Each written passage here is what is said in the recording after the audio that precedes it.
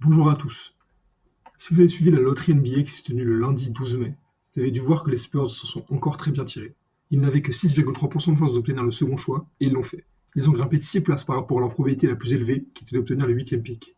En plus de cela, du fait du trade de Dejounte Murray à Atlanta en 2022, les Spurs auront le pick du premier tour des Atlanta Hawks cette saison, qui s'est révélé être le 14e choix de la draft 2025.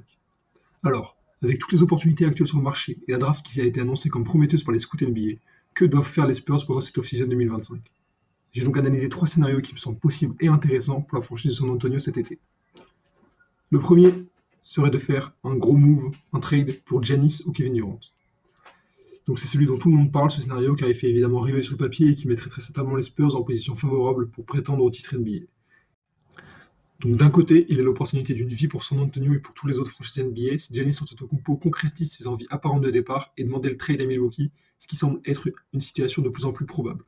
Il est encore dans ses meilleures années et serait une addition parfaite pour les Spurs, qui manquent de présence à l'intérieur pour soutenir Victor Wembanyama. De l'autre côté, il y aurait la possibilité d'acquérir le vétéran Kevin Durant, qui veut absolument quitter Phoenix, et qui pourrait amener énormément à l'équipe du fait de son expérience et de son scoring constant à 3 niveaux sur le terrain, dont résulterait énormément de spacing, ce qui profiterait encore une fois à Victor Wembanyama. Maintenant, il reste à voir quelle valeur serait requise pour acquérir Giannis ou KD, mais surtout quelle serait la meilleure fit pour les Spurs. Le vrai avantage de trade pour Kevin Durant serait qu'il n'y aurait pas nécessairement besoin de trade le deuxième pick de la draft pour l'obtenir. C'est très clair qu'il va pousser pour partir des Suns et la franchise va se retrouver un peu dans l'obligation d'accepter un échange assez amical pour avoir les services de Durant, surtout quand on voit leur masse salariale actuelle qui est bien trop élevée, ils ont grandement besoin de dégager des gros salaires et se donner de l'air. Un échange qui me paraît cohérent est donc le suivant qu'on peut voir à l'image. En plus de permettre à San Antonio de garder le deuxième choix et de continuer à bâtir l'avenir sur le long terme, les Spurs obtiendraient un excellent shooter à 3 points, avec 43% de réussite sur la saison entre 3 et 6 tentatives par match, ce qui donnerait beaucoup d'espace à l'intérieur pour une équipe qui compte déjà dans ses rangs l'un des meilleurs pivots de la NBA, deux meneurs excellents en pénétration et en finition au cercle, ainsi que des vétérans capables de tout faire dans la raquette.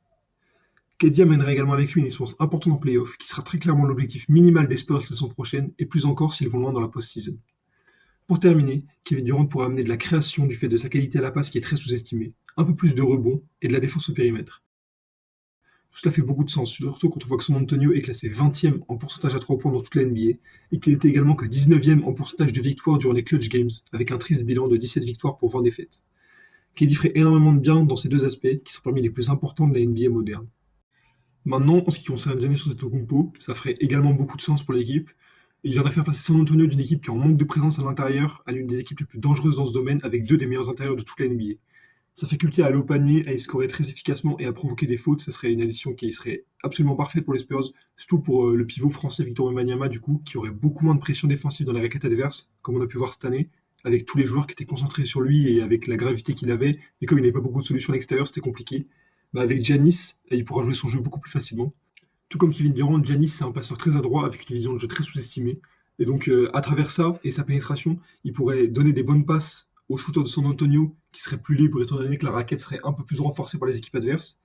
Et ça pourrait partiellement remédier donc au manquement des Spurs dans ce domaine, donc dans le domaine de tir à 3 points, même si évidemment ça fait pas tout et qu'il faudrait juste globalement améliorer la qualité de l'effectif dans ce domaine. C'est également un excellent défenseur au périmètre comme à l'intérieur, et il entraînerait San Antonio dans une nouvelle dimension globale grâce à sa dissuasion et sa puissance physique. Finalement, Giannis est un des meilleurs rebondants de toute la NBA, il était 6e en termes de rebond par match l'année dernière avec 11,9. Il rejoindrait donc une équipe qui ne s'est classée que 19e de la ligue en termes de rebond par match la saison passée. En réalité, si les deux opportunités s'offrent aux Spurs, ça dépend vraiment de ce qu'ils veulent faire sur le long terme pour leur franchise. Giannis, il offrira sûrement encore 3 années minimum au plus haut niveau, donc au niveau de candidat MVP comme il l'a été dans les 3 années précédentes, et il pourra continuer à être un des meilleurs joueurs de la ligue 2-3 années encore s'il est épargné par les blessures. S'ils ont une fenêtre de 5 à 6 ans aux Spurs pour maximiser leur performance et atteindre l'objectif final qui est le titre NBA.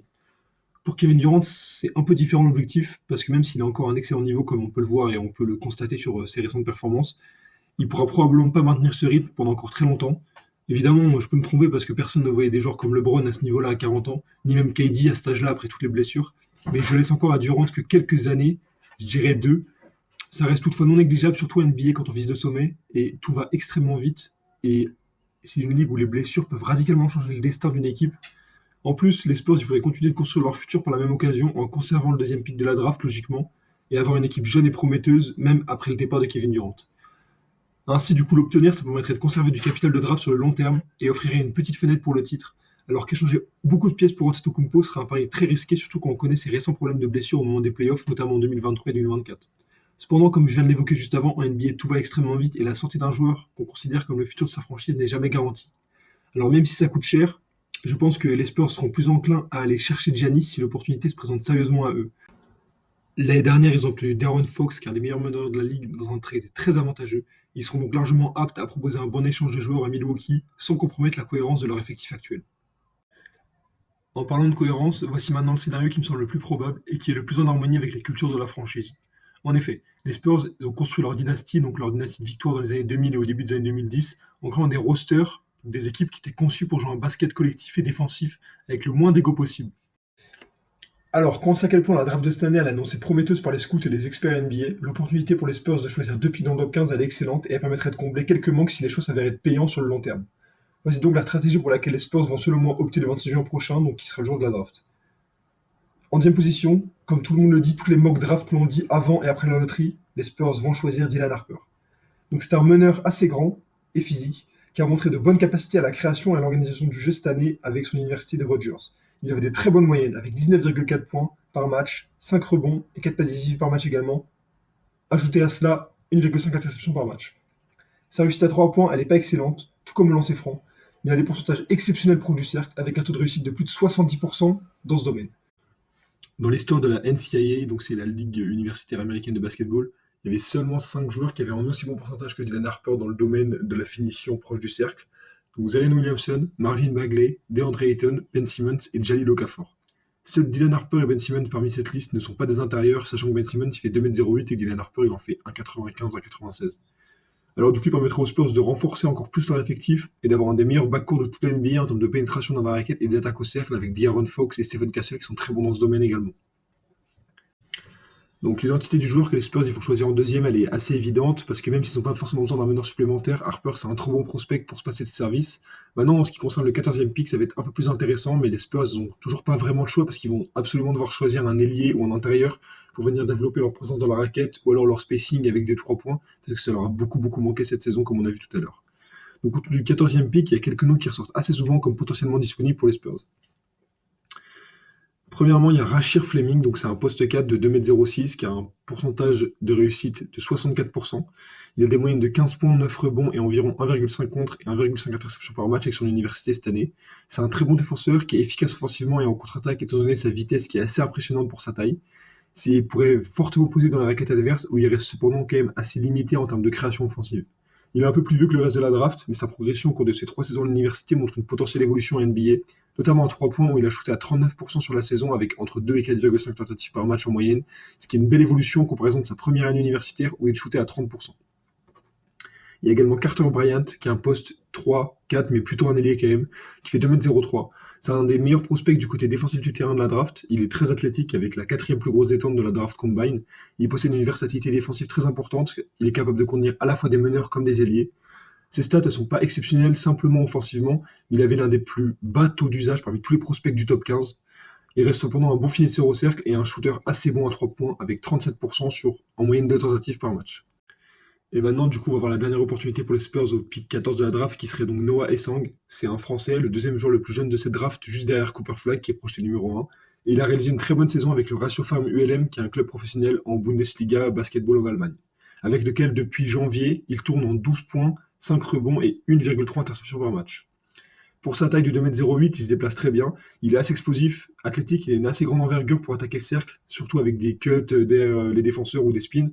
Son shoot, il est assez irrégulier, surtout à longue distance, où il a shooté que à 29% sur la saison, ce qui est vraiment pas bien.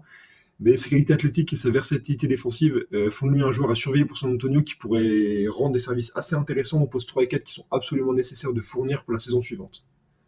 Si les Spurs en ont l'opportunité, je pense qu'ils devraient opter pour Carter Bryant, parce qu'il est capable de défendre sur plusieurs postes et son tir à 3 points il est assez solide sur sa saison universitaire. Cependant, moi je pense que le physique de Rasheer Fleming et son shoot à 3 points très fiable font lui le scénario le plus réaliste pour San Antonio à ce moment-là, sachant que Carter Bryant il est projeté comme le plus haut parmi les joueurs que j'ai évoqués.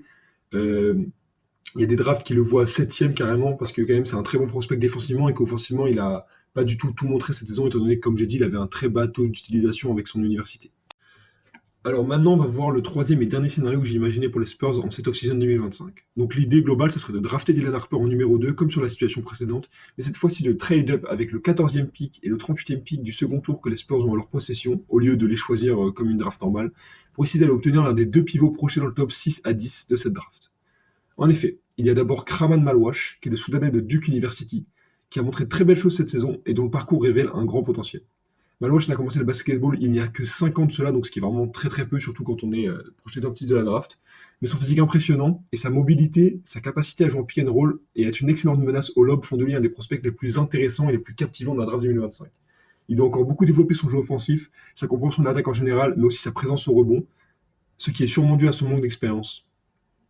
Mais un tel joueur est ce qu'il faut absolument à San Antonio pour renforcer la raquette du côté offensif, surtout quand on connaît le talent au playmaking présent dans l'équipe, mais également du côté défensif, car même si Kraman Malwash n'est pas un énorme contreur avec seulement 1,3 par match pour sa taille, ce qui n'est pas non plus exceptionnel, il reste une force physique capable de dissuader l'adversaire et de bloquer beaucoup d'angles de tir et de finition au cercle, facile d'habitude. Il y a également Derrick Quinn qui a un profil très différent. Il est beaucoup plus à l'aise ballon en main que Malwash, que ce soit lorsqu'il s'agit de driver au cercle où il a shooté à 68,8% cette saison, de finir ses actions à l'intérieur de la peinture avec 49% cette saison, ou même lorsqu'il s'agit de passer la balle en général.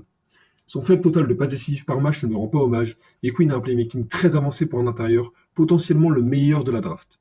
Sa bonne maîtrise ballon en main lui offre de nombreuses possibilités offensives en dépit d'un shoot à 3 points plutôt inexistant, on va dire, et son physique imposant, donc de 208 cm pour 112 kg, lui offre une puissance intéressante pour repousser le défenseur et battre les pivots adverses au rebond, où il a été excellent avec son université de Maryland cette année en prenant 9 par match, dont 2 offensifs par match en moyenne.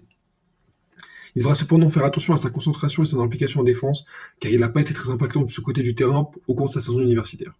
Ça pourrait donc être une pièce intéressante à San Antonio, en générant de la pression dans la peinture, en ouvrant des lignes de drive, et il serait compatible avec les jeux collectifs que les Spurs veulent très certainement instaurer. Je pense que les deux choix seraient les bons, mais le potentiel défensif et offensif de Malwash et la menace qu'il représente notamment au lob font de lui la meilleure option pour San Antonio. Voici donc les 3 scénarios qui seront à suivre pour les Spurs durant cette off-season 2025.